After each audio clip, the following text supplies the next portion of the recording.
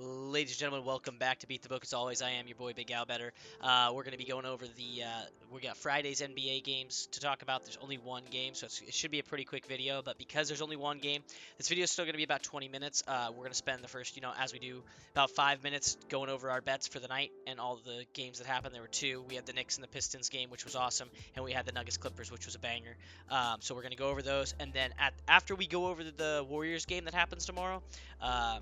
Most you see in this will be Friday when you're watching it. But after we go over that, I want to jump into some of the future series. Like we know we've got the Celtics series, and they're going to be playing the Knicks, and then we know and then we know that we've got the Cavs playing the Pacers. So I kind of want to look at that, and then the other two series are kind of up in the air still because we don't know if the Warriors are going to win or the Rockets are going to win. So, but I just kind of want to see what DraftKings has. We'll look at some future bets. So that's what's going to be the last probably 5 minutes of the video. But without further ado, let's hop into how the night went.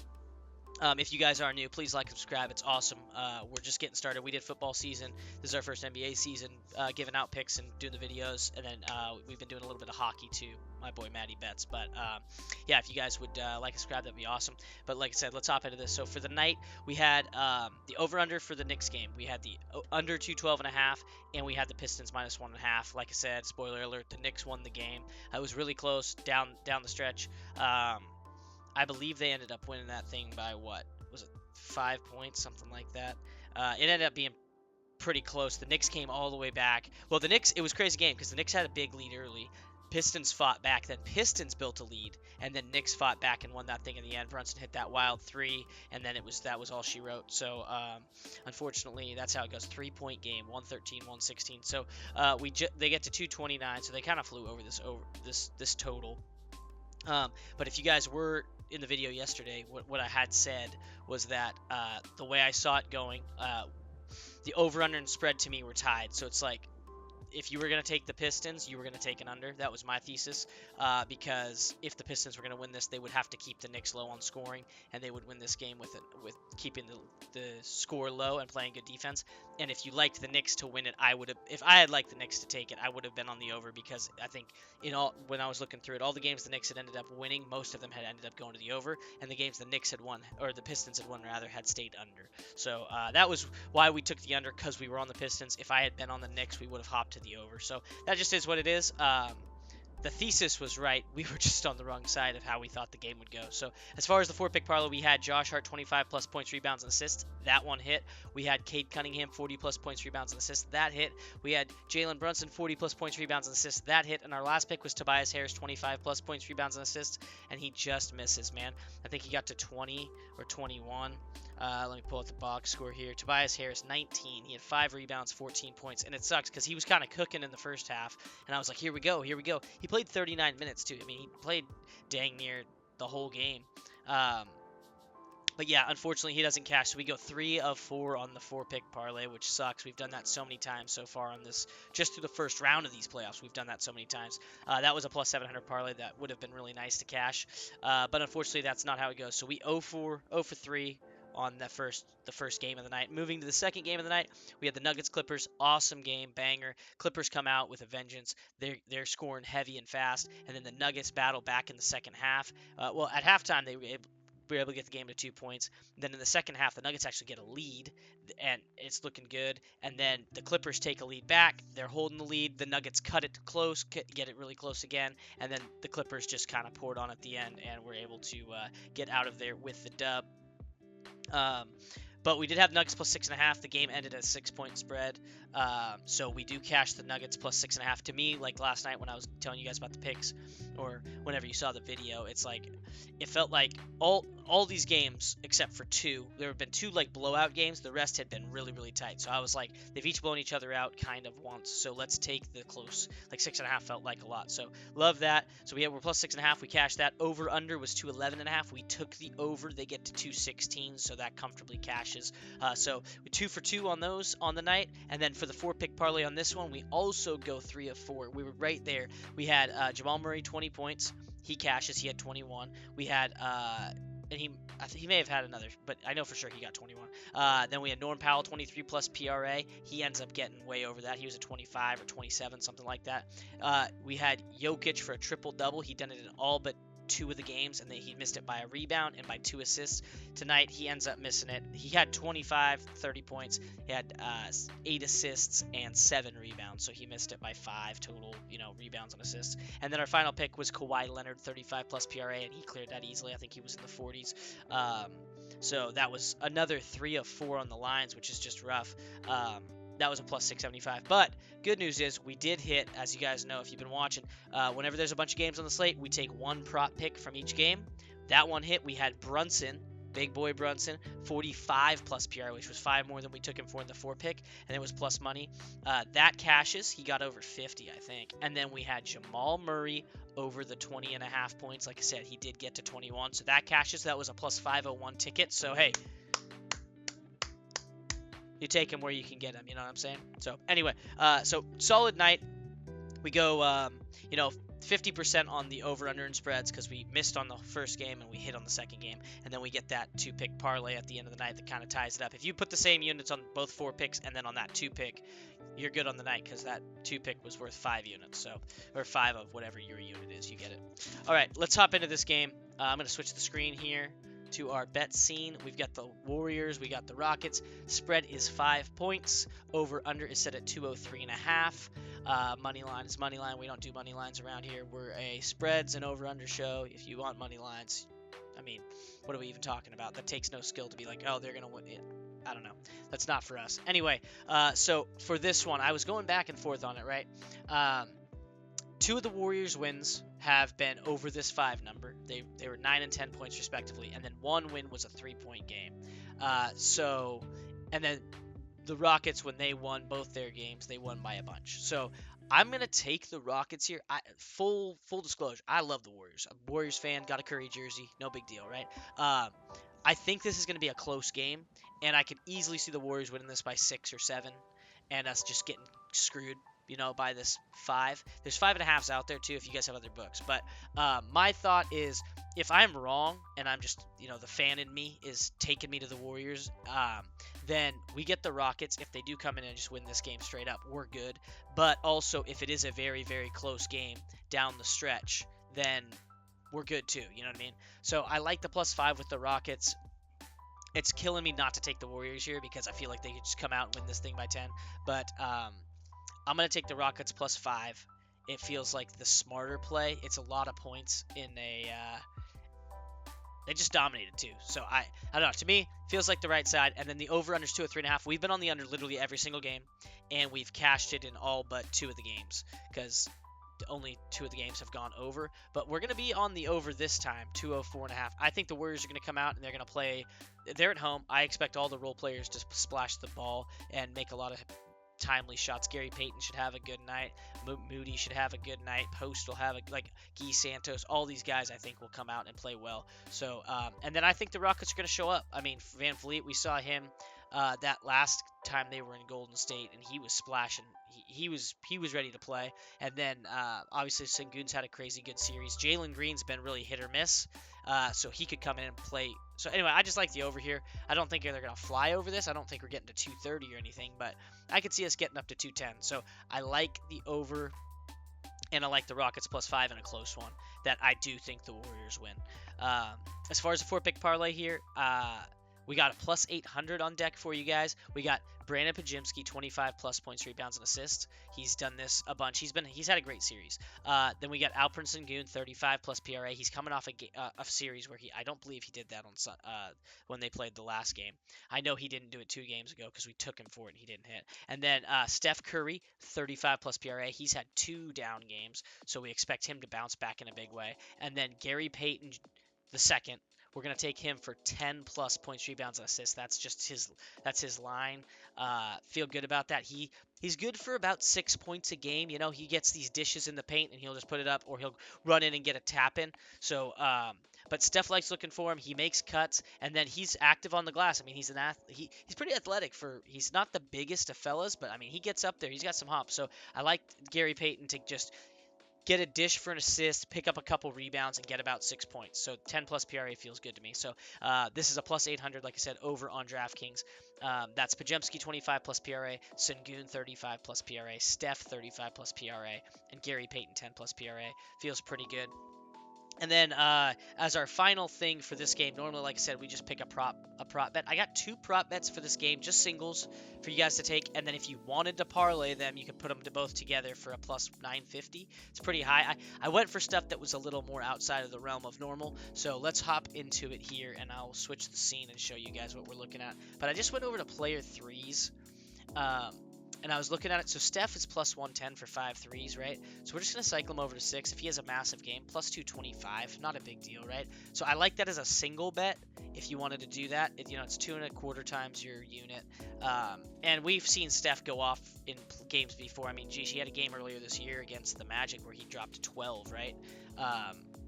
So I like Steph to just, and he hasn't had a big game. I mean, the first 4 games or 3 games, he had 4 threes every game, and then these last 2, he hasn't hit that number. So he's due a big game. So this could be the game where he puts him down, puts him to bed, shimmies on him, puts him to sleep.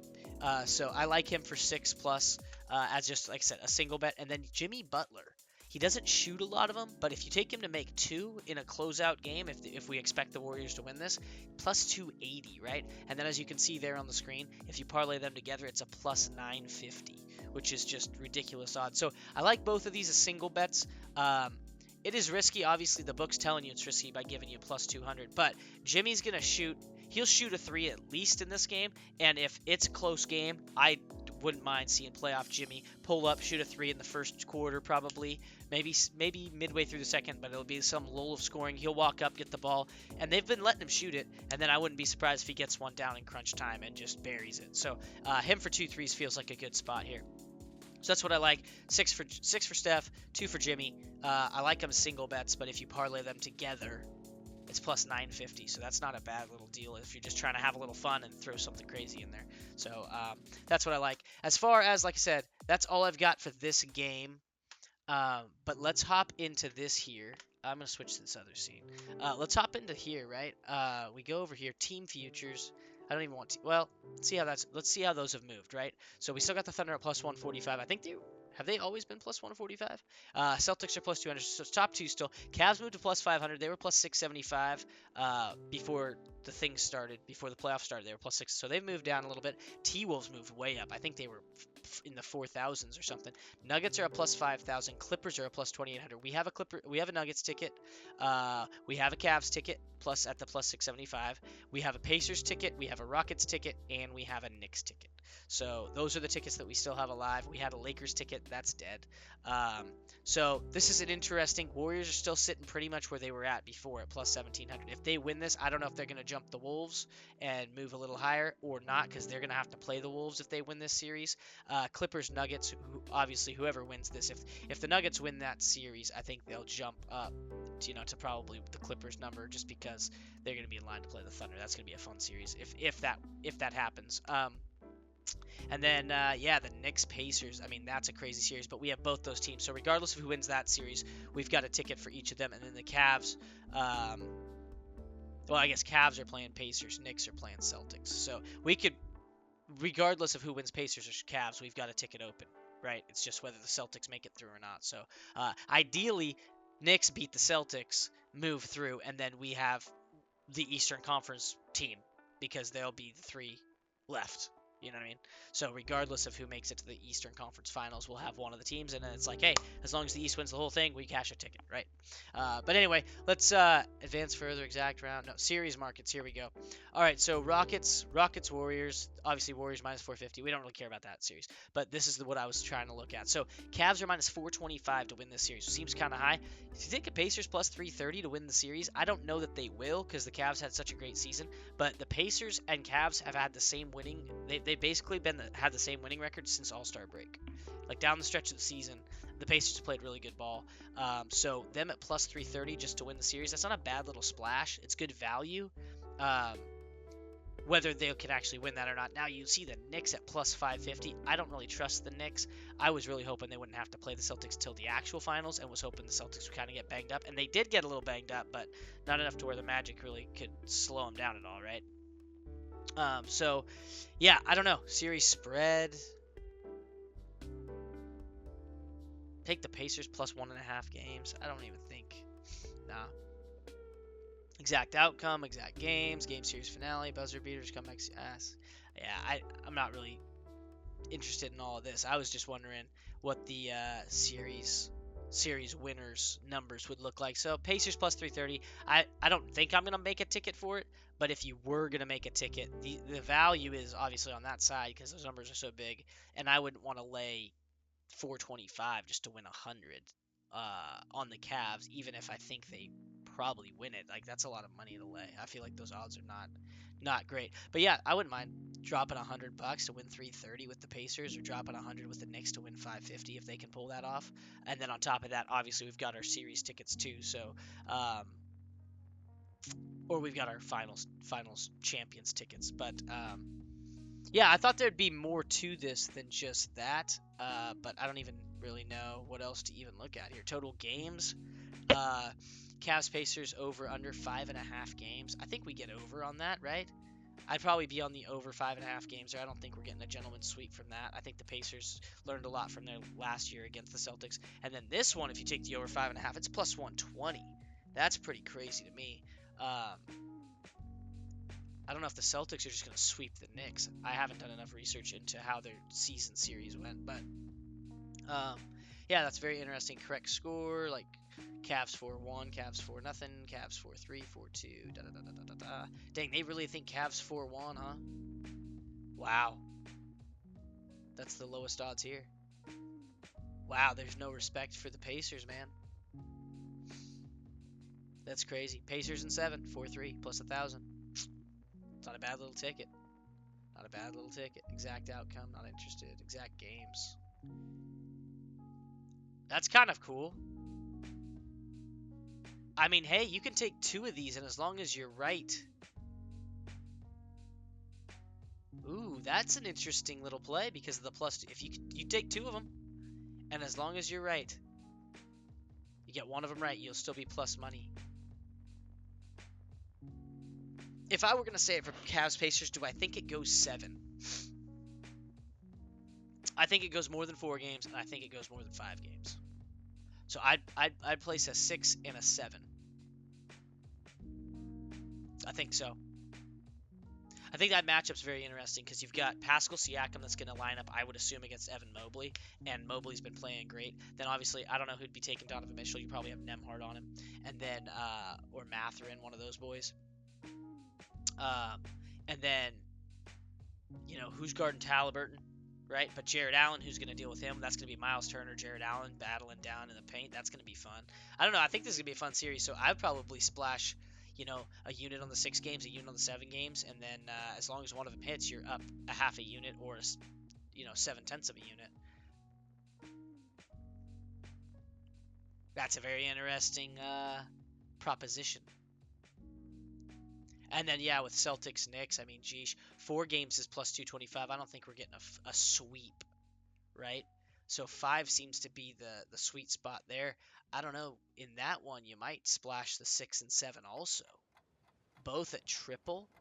Like I said, you got to do some research on how the season series played out. Maybe the Celtics did sweep them in the regular season. I don't know. But that Pistons team was tough, man. That's why it took the Knicks 6 games to knock them out. I don't know. That's interesting. 6 or 7 games plus 300. That would be the play for me if I was going to play this. If I was going to do that. But that's an interesting thing to do with the series. Game X, series doubles. Cavs to win game 1 and Cavs to win series. Pacers to win game 1, Cavs to win series. That's interesting. Pacers win game 1, Pacers win series. Buzzer beaters.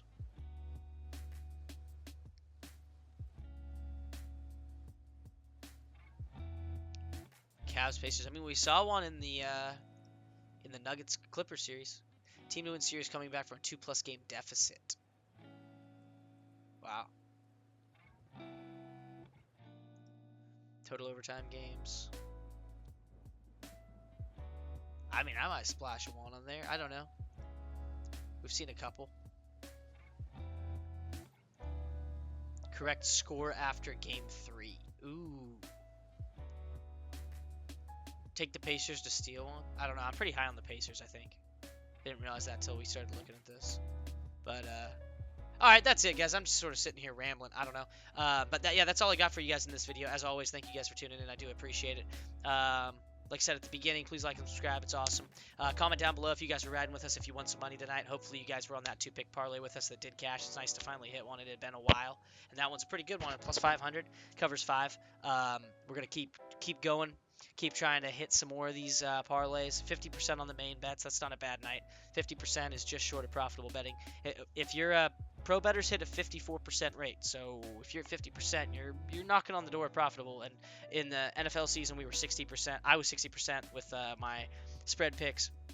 Matt was 56%, 57% with his over/under picks, and we were 56, 58% just kind of overall as a channel for our NFL picks. So it's been a good little run here. And yeah, we're just going to keep looking to keep it going. So anyway, thank you guys as always for tuning in. I do appreciate it. And I will catch you guys tomorrow. We got Rockets Warriors to watch. And then we got, what's going on Saturday? We got the Nuggets and the Clippers again, which is just awesome. Awesome, awesome, awesome. All right, guys, I'm out. Peace.